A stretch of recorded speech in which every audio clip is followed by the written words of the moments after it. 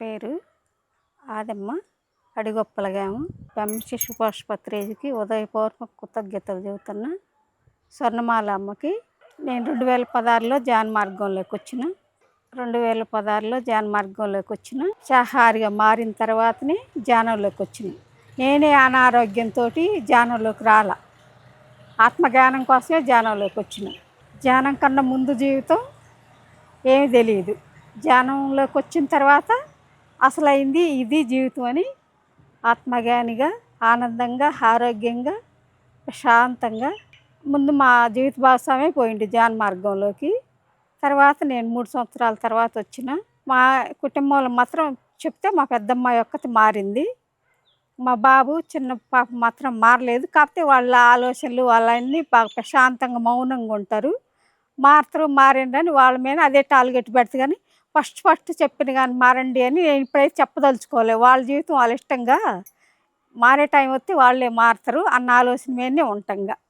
పత్రిసారి హాస్టల్గా కలిసి ఇప్పుడు ఈ పిరమిడ్ నిర్మాణంలో చేసిన సేవలన్నీ 5 సంవత్సరాలు శాహార ర్యాలీలు చేసిన. ప్రతి శనివారం ర్యాలీ. అసలు శక్తి అంటే పరమాత్మ, శక్తి అంటే పరమాత్మ. అంతట్లో గురువే. అందరిలో నేర్చుకోనేది చాలా ఉంది. ఒకసారి భక్తి మార్గంలో ఉంటాం మేము ఫస్ట్ సార్. అప్పుడు నేను ధ్యానంలోకి వచ్చిన తర్వాత నా లోపల ఉంది బయట ఎత్తుక్కుంటున్నానని అనుకునేదాన్ని కాదు. మన ఆత్మే మనకు శ్రీరాముడు వచ్చని, ఆత్మ ఈ దేహపరంగా చేసే అన్ని తాత్కాలం, ఆత్మపరంగా చేసే ఉన్నతమైనవి అని ఆలోచించుకొని ధ్యానం వైపు అడుగులు వేసుకుంటా. పత్రిసారి హాస్టల్గా ఏ పని కావాలంటే అది అప్పుడు నేను ముందు అడుగు వేసుకుంటూ వచ్చి ఇక్కడ ముందు ధ్యానం చేసి ఎవరితో ఏం చెప్తా నీ ఇష్టం అంటే అన్ని పనులు జరుగుతూనే ఉంటాయి.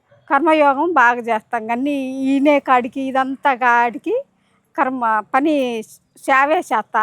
గురువుగారు అంటాడుగా, లక్ష్మీదేవి, పార్వతీదేవి, సరస్వతీదేవి ముగ్గురు నీలోనే ఉండారు. సేవ చేస్తే లక్ష్మీదేవి, ధ్యానం చేస్తే పార్వతీదేవి, జ్ఞానాన్ని పొందాలంటే సరస్వతీదేవి అన్నాడు.